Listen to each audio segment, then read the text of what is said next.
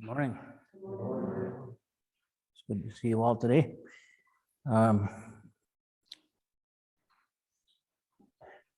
this weekend, the Minnesota Orchestra, they played the Songs of a Wayfarer by Gustav Mahler. And Ann and I went to the concert and had some other pieces as well. But in the Songs of a Wayfarer, which I've always loved by Mahler, tells a very interesting story. 4 songs. And in the beginning, the first song, I believe it's a mezzo soprano. I'm not sure if it was listed that way in the program, but I think, right, never mind that. But she is singing of that her love, her sweetheart, is being married, not to her, but he's to be married now. And in fact, I believe that's kind of how it opens. And she's in real torment over this. And everything is very dark and sad. She goes back to her dark little room, she sings in. And just the whole world is just, very sad. And that's where the first song ends. And then beginning with the second song, it's morning, sun is shining, birds are singing, flowers are blooming, and it's a wonderful day. And it's kind of bright and cheery to some degree, but by the end of that song, she wonders then if maybe now her luck will change and she'll begin to have better luck. But then she says 9 in German, but no, this will never be for me. And so ends the second song. And then in the third song, it's just this torment. It's like she's being stabbed with the pains of the sorrow she's experiencing. And she's tossed. It was very stormy, the third song. And it still ends in a fairly restless sort of way. And then opening with the fourth song, again, maybe it's now somewhat subdued, quieted down a bit, but still a great deal of sorrow is there. And then the mood shifts. It's kind of handled by the orchestra there, but it just begins to shift a bit. And she continues to make the observations. Well, then she says at some point too about her lover, or the fellow that she now no longer will be married to, but she calls him Augenblau. Oh, Augenblau, why did you look at me? And that's how they fell in love and whatever, but now it won't be for her. And so she was singing that whenever she looks at the blue skies, it makes her think of her lost love now. And the golden meadow reminds her of her, maybe off in the distance, she sees the golden hair of his new love, his bride. And, but it doesn't quite have the torment that it had before. And then it shifts even further. And finally, she begins to sing.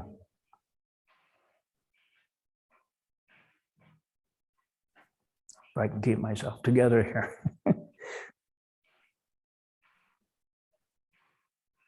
that all is well. All is well. And everything will be all right. Everything will be all right. And she's singing alles, alles.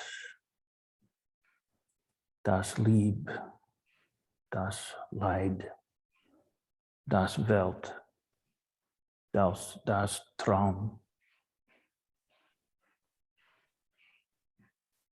Lead. That's love and lied, sorrow, Welt, world, Traum, dream.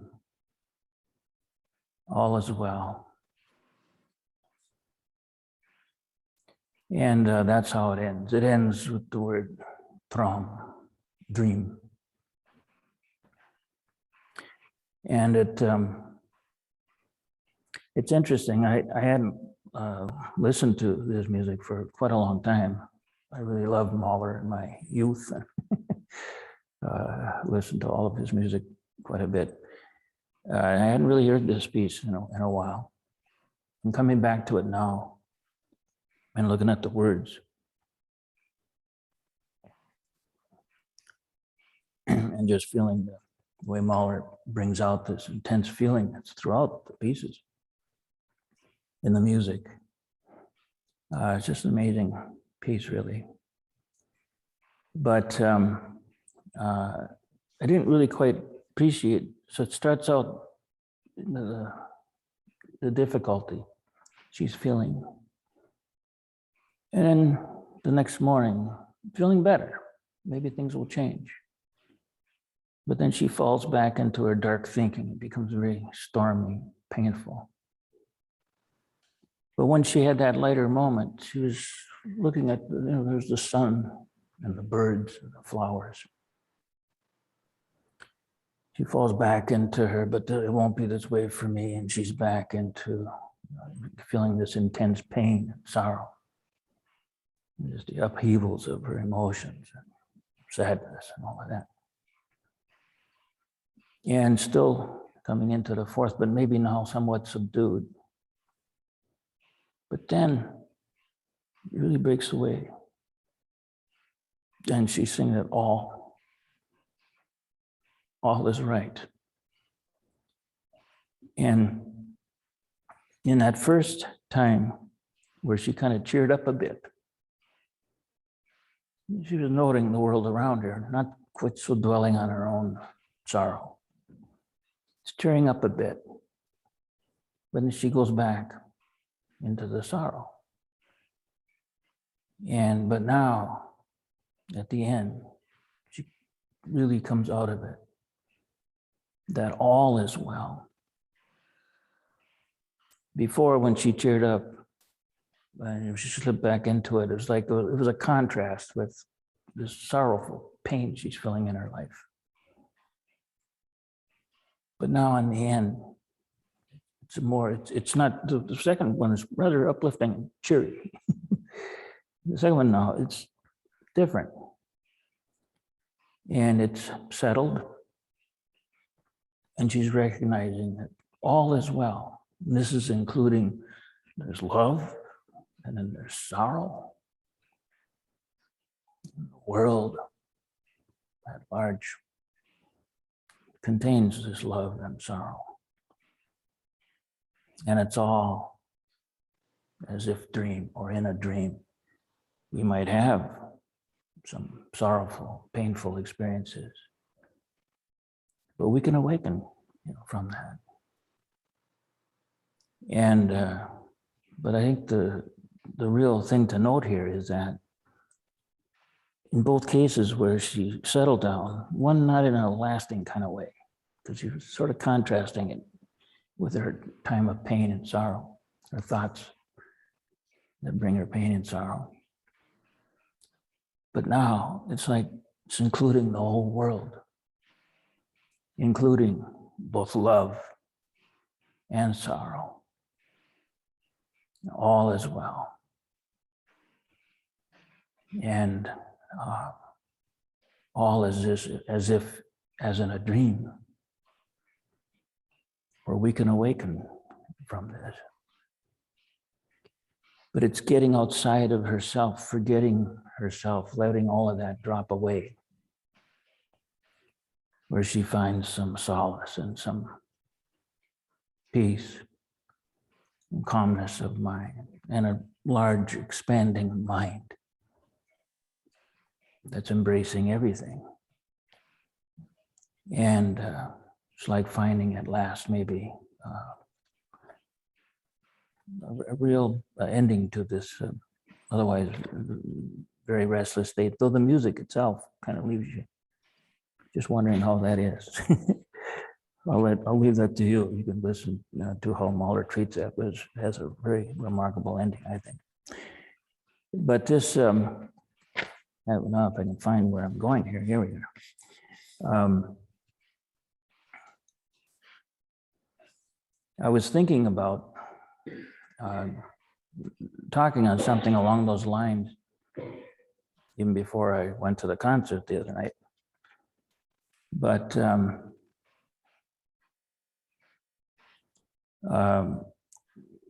yesterday or the day before, somebody wrote to me. Right now, some of you are in the class, I think they're doing this class on Huang Po. And I've asked people to write in if you have a passage here in John Blofield's The Teaching of Huang Po. And so people have been sending in things. But if you're in the class, you want to send in more things, that'd be fine. But we're pretty well loaded, at least for this Monday, I think, or tomorrow. So anyway, and I'll get that out as to what passages we'll be looking at. But this is from someone who, I don't think he's in the class, unless he signed up late, then it wasn't on the original roster. But just brought up this quote from Huang Po. And I'm still on the wrong page, here we go.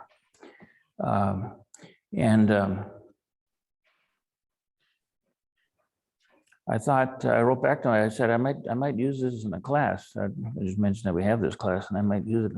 Well, I think I'm gonna use it now because given the thoughts that I was thinking about for a talk today, I wasn't getting very far with it, but then the leader or the Songs of a Wayfarer that I listened to kind of sparked it in a different sort of way. And now with this piece that showed up from this fellow who had asked about it, this really ties in, I think, too, with what I had to say here about the Songs of a Wayfarer. And here what he'd written, so I think I just want to talk about this this morning. I might mention it in class again. But this is what he had asked about here. This is section 8 from the Chungjo record of Blofield here on page 35. And it says, our original Buddha nature in highest truth, our original Buddha nature is in highest truth, devoid of any atom of objectivity. It is void, omnipresent, silent, pure. It is glorious and mysterious, peaceful joy. And that is all. Enter deeply into it by awakening, enter deeply into it by awaking to it yourself. That which is before you is it, in all its fullness, utterly complete. There is not beside. And I thought that was very interesting, what Huang Po is pointing out here. Our original Buddha nature, what we truly are, which isn't how we might see ourselves, as me separate from the world and from other, and from the things that I dream or see or think or feel. Our original Buddha nature is just simply this, which we pay no attention to because we are caught up by one thing or another. But he says our original Buddha nature is in highest truth. You want to really get down to what is taking place. What are we? What is this? He said it is in highest truth devoid of any atom of objectivity. It isn't a matter of me here seeing it out there, that there it is. I'm somehow apart from it in some way, looking at it or contemplating it or thinking about it or reaching for it or running from it or some aspect of it. In highest truth, it isn't this at all. He says it's devoid of any atom of objectivity, and for that matter, subjectivity. There is no separate I sitting in this, contemplating or looking at or reacting to or seeing something else out there. It's like the woman in the Songs of a Wayfarer. She saw things out there were giving her sorrow and pain, and well, were they her? But later, seeing this in totality, all will be all right. She sings at the end, because it'd be all right, because it is now. And if we drop the self and the objectivity, what it is seen and heard and felt by you or thought, is that something apart from you? We'll cast it that way, look at it that way. Just as me here now thinking something or seeing something, right? The world is split in that way, but that's just the way we've taken it, the way we see it, the way we put it together. Now there's all this sorrow and pain, but of course it could be great rejoicing, expectation. She will marry this fellow at one point, no doubt.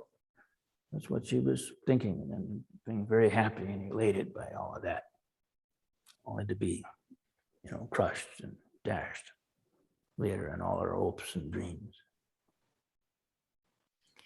And but there we are. But if we were to see that, so you are something then apart from just this. The one thing too is that just this, whatever it is peaceful. It's wholeness. It's wholeness. It's totality. There's nothing outside it. What Paul alludes to here, very more or less says, and in its true nature, it is utterly peaceful. Are you something other than this? If you think so, if you want to see things this way, if you occupy yourself with that kind of a take on just what is unfolding here moment by moment, well, that's fine, but it is what it is. And there's a great deal of pain there and sorrow.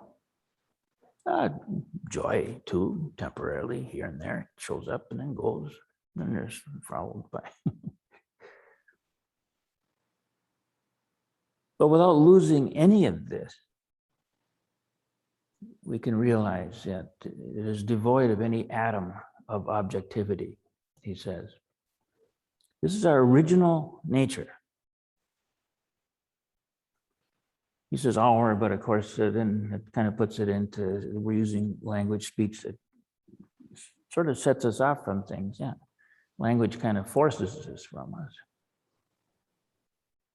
But if we really settle down, he said, in its highest truth, it's devoid of this, and this objectivity. It is void. Blofield uses the term void. That's empty. Is Nagarjuna is Shunyata, which is very often, translated as emptiness. That it is void. It is empty. omnipresent, no matter where. Of course, it's always here, even though it looks like it's here and there. We see the world objectively out there, separate and apart from me here, the subject. And now I can go over there. I want those things over there. I want to go over there. I don't want this. I want to get away from this. Now the mind is tossed around again and vexed. And life becomes difficult for us. But if we see this true nature, devoid of objectivity, it is omnipresent, he says, and empty of any kind of, well, the word I tend to use now is it's non-substantial. This doesn't contain any kind of somethingness to it, or weight, or pressure, or whatever, other than what we give it, what we assign to it, what we say is there. And I feel that. Well, if we didn't play that game, you wouldn't have to experience that pain. And yet everything is just here, this does. Nothing changes in that sense. There's always just us. But it's void, it's omnipresent, it's always this silent. It isn't saying anything. It isn't telling you what it is, this reality, saying, here I am, Well, then what? It becomes something objective again then? Even though, of course, everything within this, I often point out, like even the stone here behind me, preaching the Dharma, truth, reality, teaching this. But everything, the planks on the floor, every thought and feeling is expressing reality, the truth, Dharma.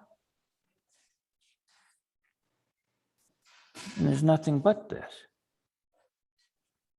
But if we insert, but here I am, I'm here watching this, hearing this, feeling this, thinking this.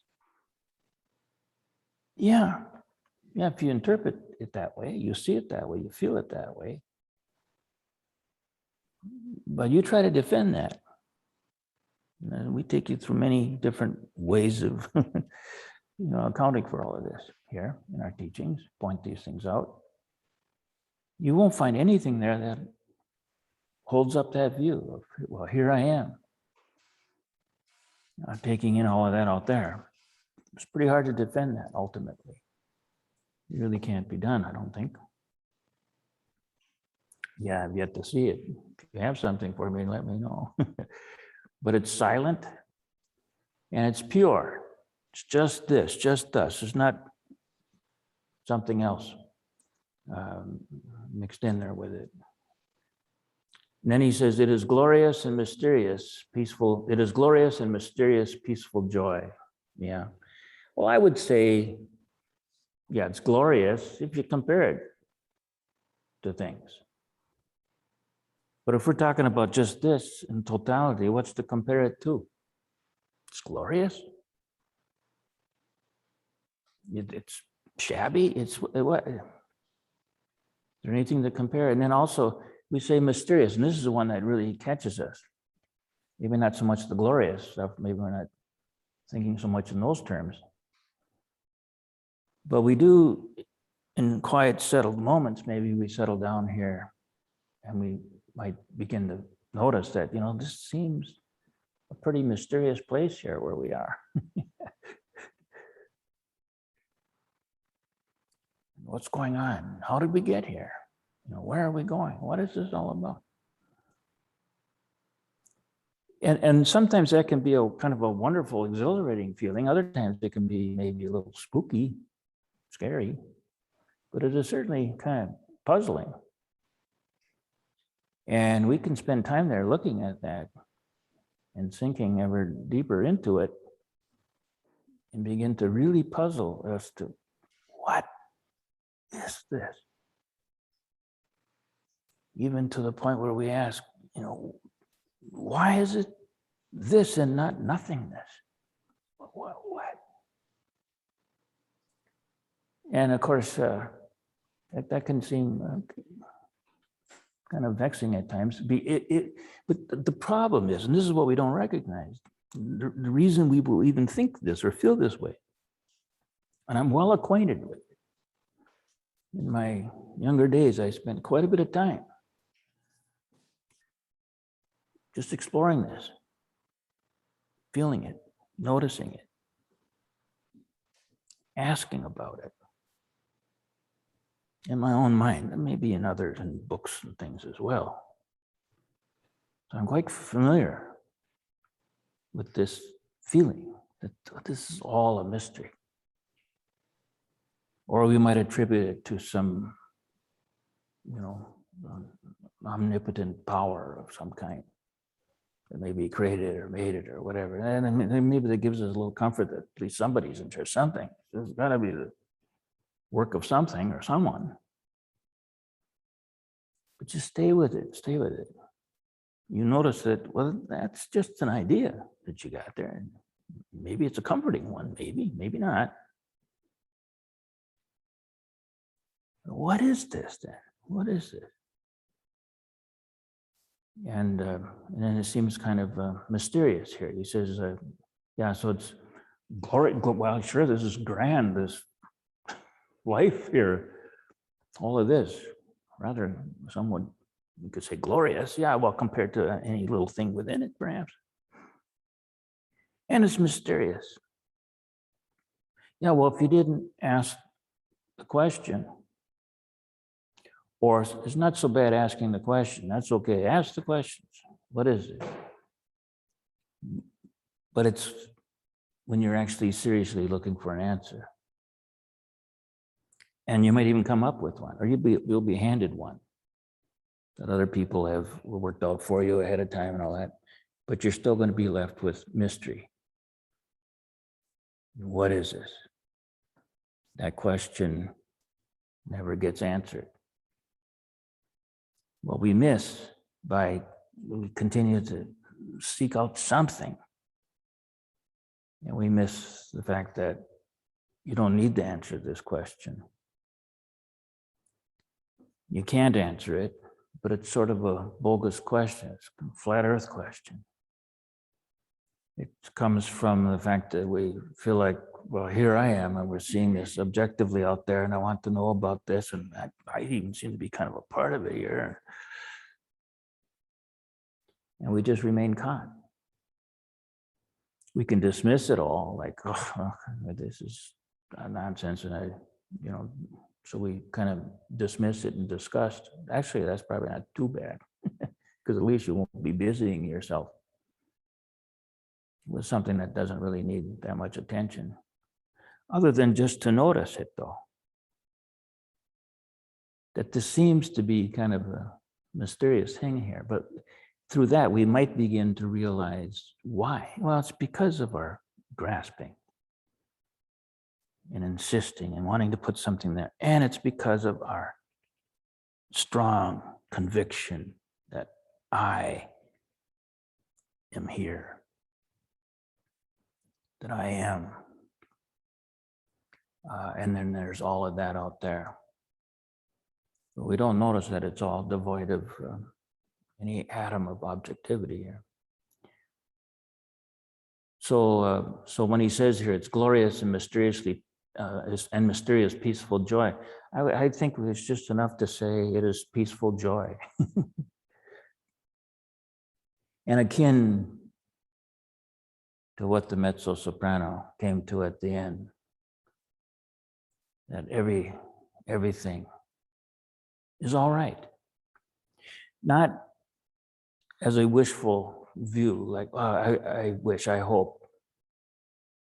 Because she wasn't, that's sort of where she was maybe when she was looking at the sun shining and the birds chirping and all of this in the second song. And that was fine. She felt pretty good at that time, but it doesn't last. It comes back and she sinks back into her dark mind. This is different. You realize, and you can realize just by noticing what is taking place here, that this sorrow, this kind of pain is coming from the fact that there seems to be this need to grasp, I want an answer. Yeah, you might feel like you want an answer, but you won't get an answer, or any answer you do get won't satisfy.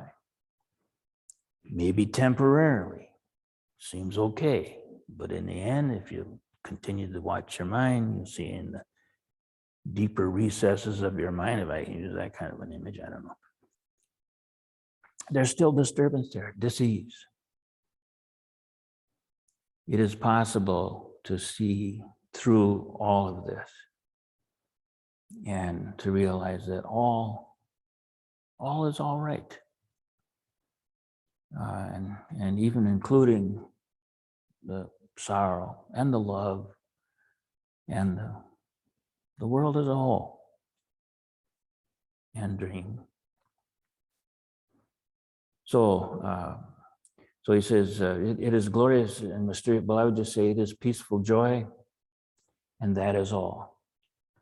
That is what this is, just peaceful joy. It's just peace, really. Even joy, maybe adding too much in there. But it is peace. True, complete, total peace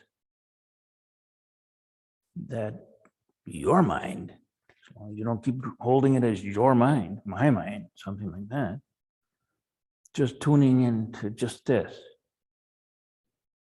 And even in the midst of the storm, as the soprano was singing there, the mezzo, she was saying that at the end, including the trauma, the pain, the sorrow, and with settling with that, and there's still peace. We can know this peace, even in a painful and disturbed world. And this world that we're in is very disturbed. It's mostly disturbed by our own doing, just our own thinking alone. But of course, with that thinking, we have all of our doings, and with our doings, look at what we're doing to the planet. We're doing this. And then we see that we're doing things wrong, and then we want to do more things to correct that. And we just we don't recognize what we're doing and how insane this is. And then were we to just simply stop, it is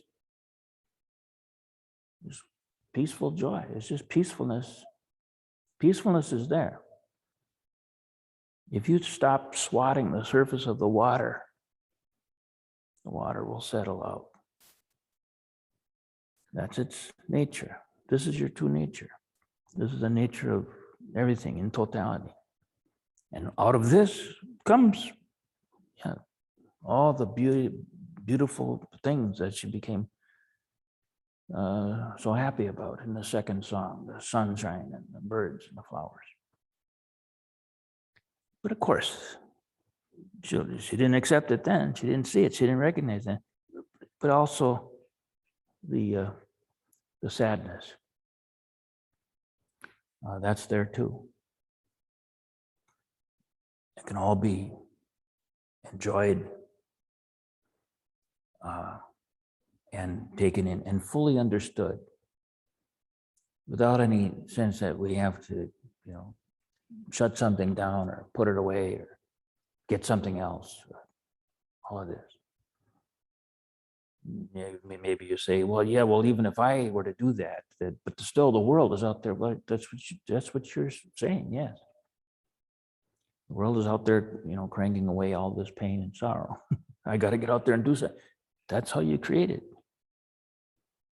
Even when you want to do something that you think is good, you can easily end up doing all kinds of things that just heaps more pain and trauma and difficulty into the picture. So he says here, it is a peaceful joy, he says, and that is all. Then he says, enter deeply into it by awaking to it yourself. You can enter deeply, enter, you're already in it. You're in and of this reality. And it has this characteristic of profound, total, complete peacefulness and understanding, knowing the nature of reality. This is yours. You even have it now. It isn't something you can acquire. You've never been without it. But we get sidetracked by all the various things that seem to appear here. But you can enter, just enter, just saying, enter into this, you can enter into it by awaking to it. Yourself. Well, yourself, whatever that is, but you don't need something else. It isn't like there's something missing here and you have to acquire that and then you can enter it. You got to find the key for it or something like that so I can open the door and get it. Dogen points out at the end of Fukan Zazengi, your treasure store will open of itself and you will use it as will, at will. It's already open. Because if you don't see it, you don't know it's open. And so we go searching for something else that we think is the problem I got to settle. And then I'll have something. Or you can be like the soprano lamenting at the end after this nice day. And she said, maybe my luck now will change. And then she says, 9-9.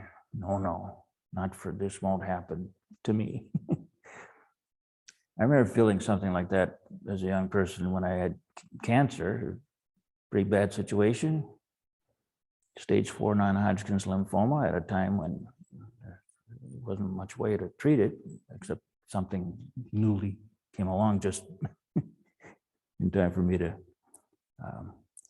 partake of that, and I'm still here. But anyway, but I remember at the time, the prognosis was pretty dismal for a while there. And even for a few years. And I'd hear stories of people who would recover from severe kinds of situations with cancer. And I always liked to hear that. It kind of just buoyed me up a little bit. But then, like the soprano, the mezzo singing, no, yeah, this is wonderful, it's great, it was a wonderful day. Maybe my luck will change.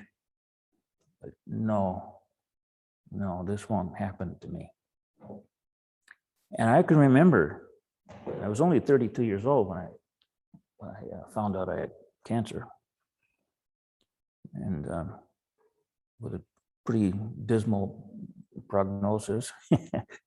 And anyway, and then it was easy for me to just slip into that. I hear these stories of others who did well. And that felt pretty good. I kind of momentarily, I could put myself in that dream. But then I'd look at my situation. No, yeah, that's great for you. I'm very happy for that, but that won't happen to me. That won't be for me. Because the odds were really stacked again. They appeared to be anyway, pretty much against me. Until at some point I caught myself. I realized what I was doing. I was saying this to myself. I was I don't know how I'm going to course through this disease. My life going to be over in a few months or even a couple of years? I'm a young man. Yeah. But I didn't know. As it turns out, now I've lived more than half my life since that time. But at the time, I had no idea that. And it was easy to fall into a very sad and dismal. But I knew enough already at that point in this practice to recognize, I was watching my mind. I saw what I was doing. And I would just stop it. Stop the thinking. I was learning how to do that. Just don't dwell on those thoughts. I don't know what's going to happen. I wasn't denying my situation. It looked pretty bleak. I was fully facing it. But I didn't start telling myself that I know something that I don't know. I don't know if I'm going to die from this soon or at a much later time in my life. anybody told me I'd be living well into my 70s, at that point, I probably would have been highly skeptical of that. But nobody did, and that was fine. But I could just see what I was doing in my own mind, just kind of undermining myself, and for no good reason. At that time, I mean, just as it is now, here I am. Just take care of this. Put one foot in front of the other, keep going. I don't know what's around the bend until I get to the bend. And then, but also I was also noticing when I get to the bend, and I could still just, it was always the same, just put one foot in front of the other. You can deal with it then. And if it shows up, you can deal with it. If you're imagining, you can't deal with it and you feel helpless and you're worried. So at least recognize when you're doing that. That'll take you a long way and allowing your mind to calm down, to settle down, to begin to resemble the mind of totality, wholeness, peacefulness. And then you can more easily deal with what it is you're facing right now in this moment. So this is pretty powerful stuff. And it is very realistic. A lot of times when we think we're being realistic, well, I've got a really bad situation. That might seem pretty, but the fact is you don't know. The realistic one is to remind yourself, you don't know. Yeah, there's some things you're facing. Yeah, take care of them. As I did, I got the treatments the doctors recommended and stuff. So it doesn't mean you just check out, you know, it's hopeless or everything will be fine. It doesn't mean any of that stuff. It means just take up this moment, be right here, take care of it as it's facing you here. And knowing that when you do this, you can partake of that peacefulness, which is, you know, our Buddha nature, that settledness right here. You can find it. You can do it. And through that too, some true, deep, profound understanding that didn't seem available to you before is just right there to inform you. So he says, enter deeply into this by awakening to it. Just so to do this, which means just sit down, watch your mind, realize when you're imagining something, fantasizing, creating some bogus reality for yourself or for your others or for the world and what's going on today. Yeah, the world today, we're facing some really difficult stuff. As an old man now, I could say, well, I'm not going to be around for much of this now, unless it starts happening. And well, it's already happening, things.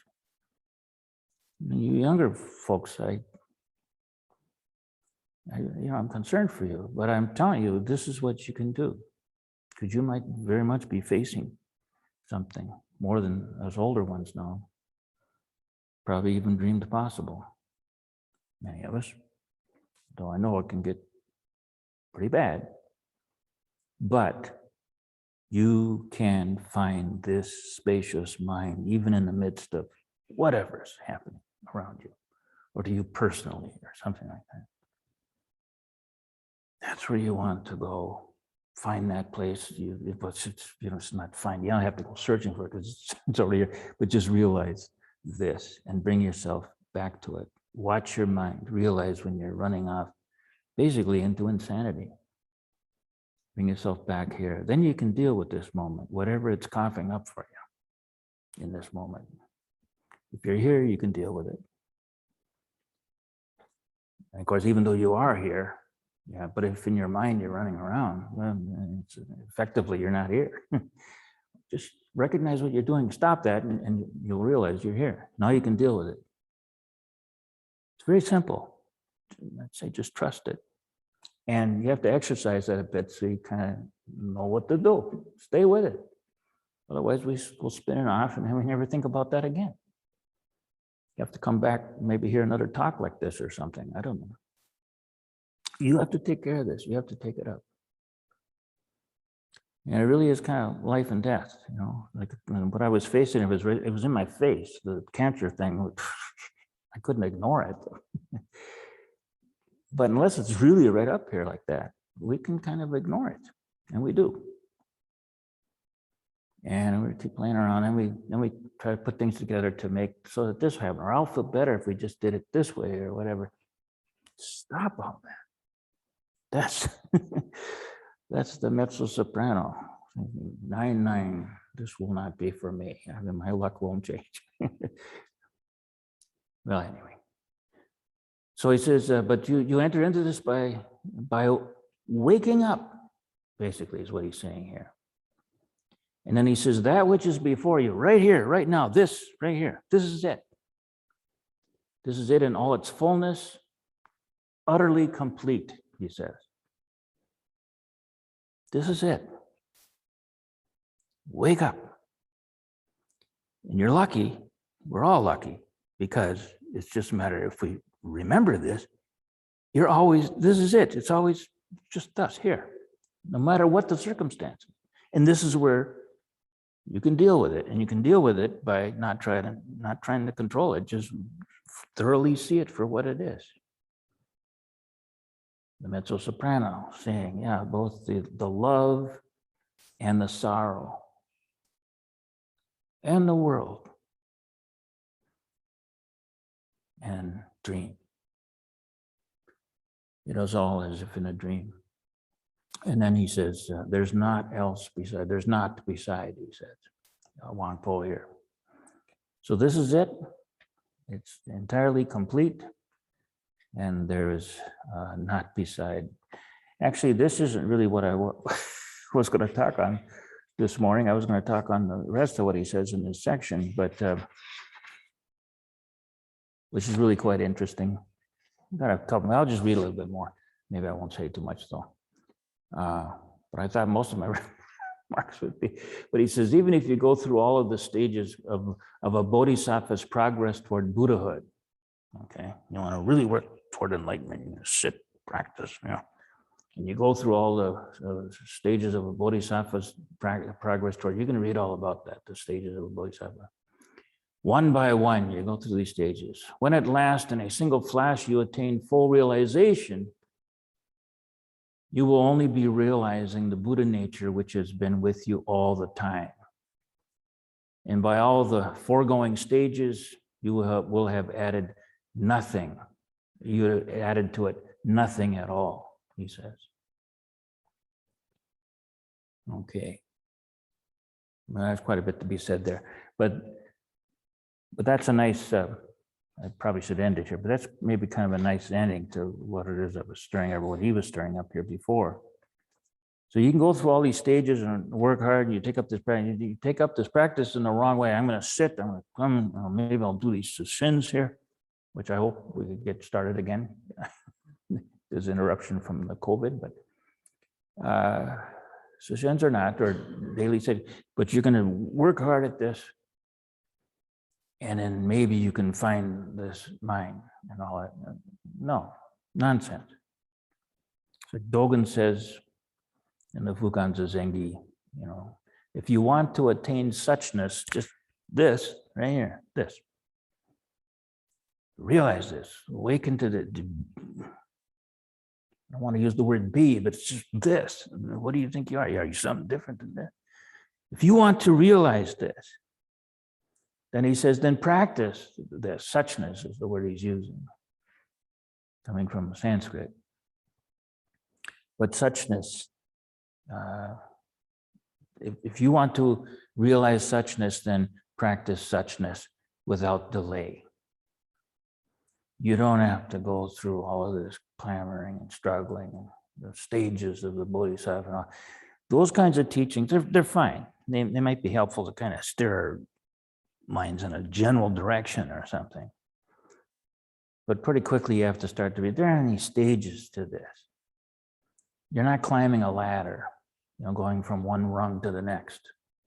That's not how this works. It's in a flash. Did he say it here? It is something I was looking at here. Was that in today's week? I was trying. Yeah, in a flash. And we realize this. And which then it can start to sound like, well, then you're saying, so this practice and all this arduous practice and sitting meditation, and it's not necessary, so why should I do it? There you go again, thinking, and grasping, weighing out. And this is so hard to do, this practice. And so why do I put myself through all of this? We'll have thoughts like this. And that's all part of that, 9-9.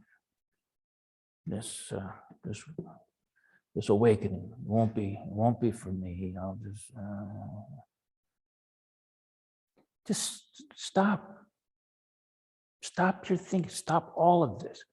None of it will supply you with what it is you want to awaken to. It is just here. Learn to catch yourself. Watch your mind.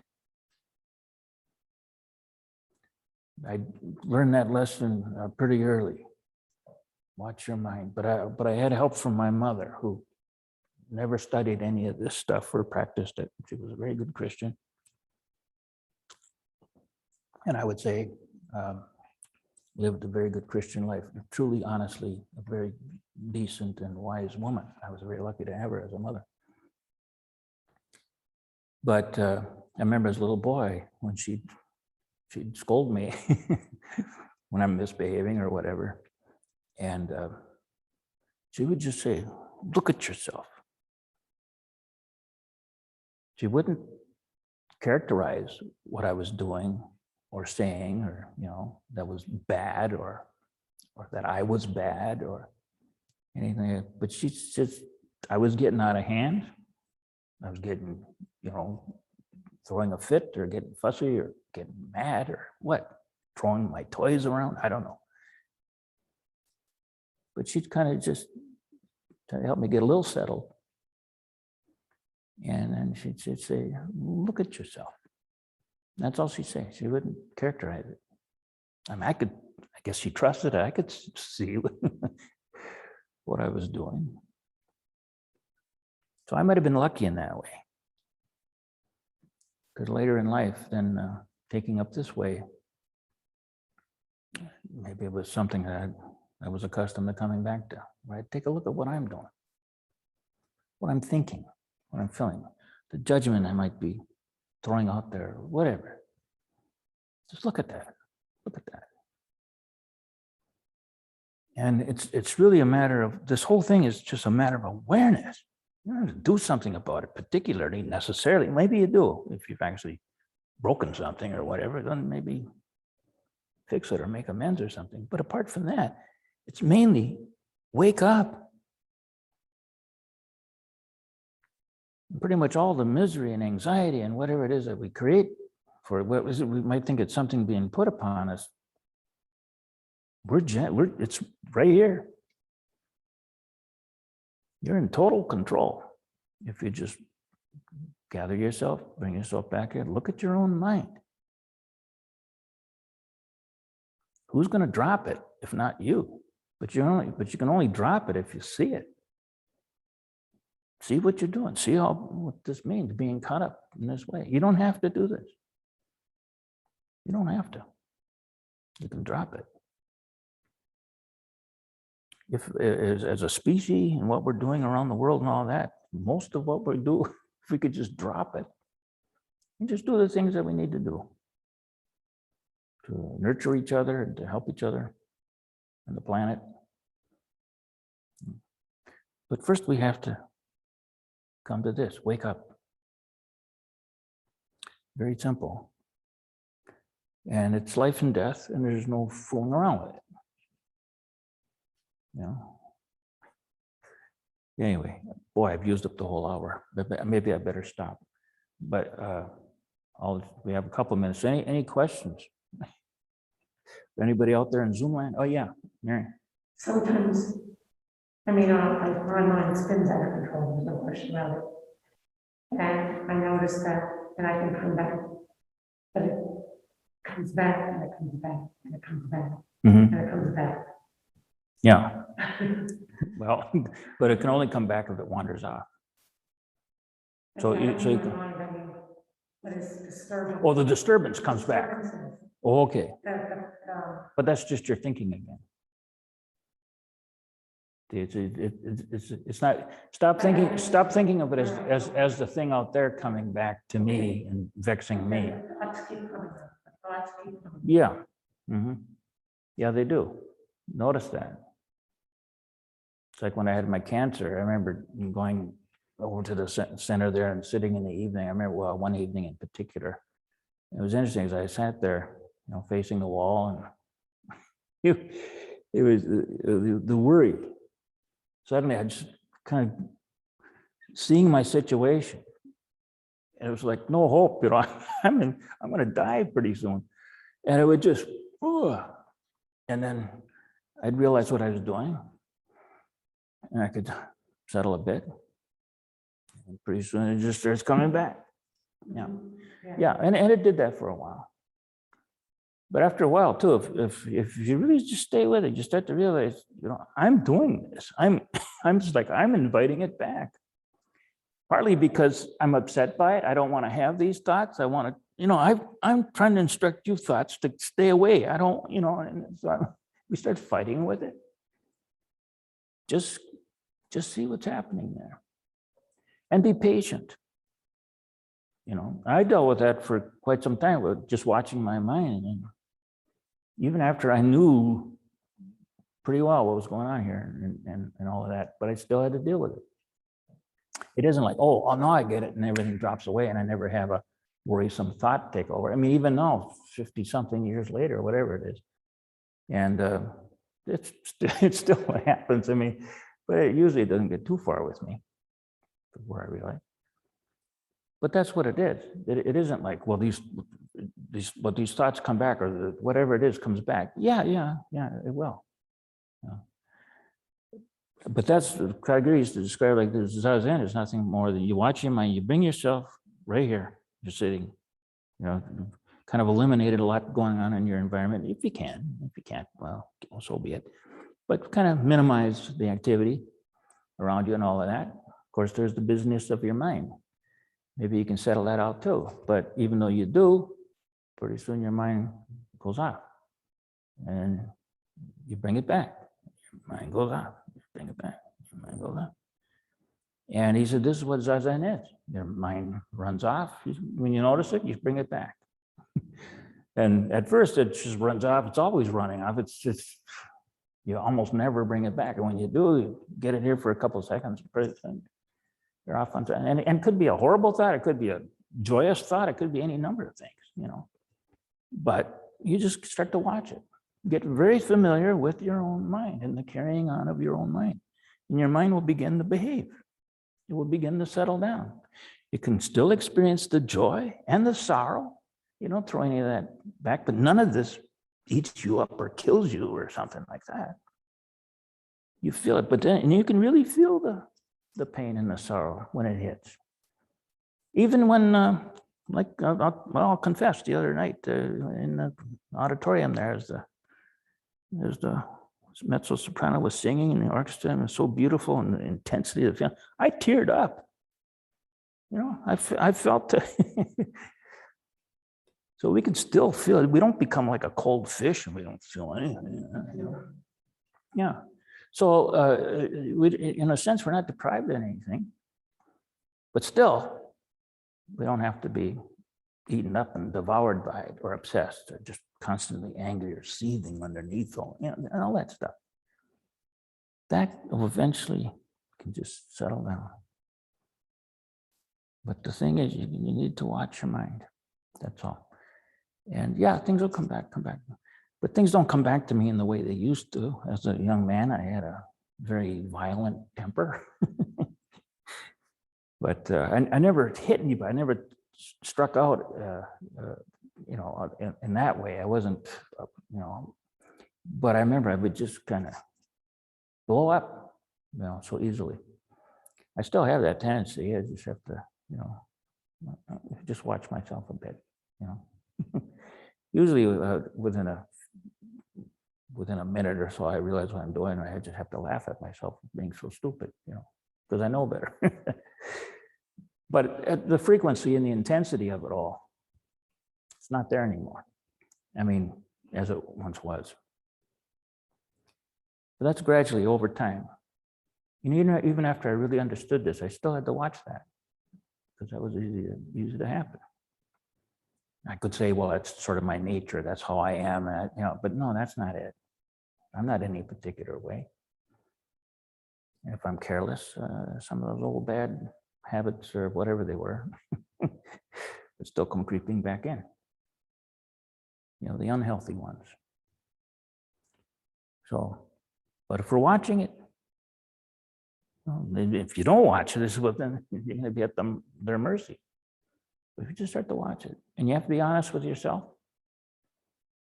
and maybe I just have to do this. I remind myself, now, do I want this victory in this little whatever's going on here, or do I want to wake up, live out of awakeness?